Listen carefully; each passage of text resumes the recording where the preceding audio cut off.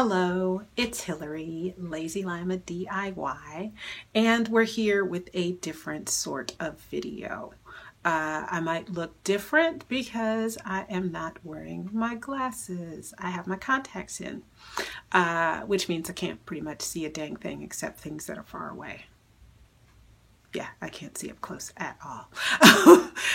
Anyway, I thought, I'm here and I'm procrastinating with things that I need to do. And I've always wanted to do this because I watch a lot of beauty Instagrammers and they're always like doing their makeup and they make themselves like look all fancy. My makeup is pretty much a lip balm and this is a really old one from Sephora from like many years ago, and I probably shouldn't be using it.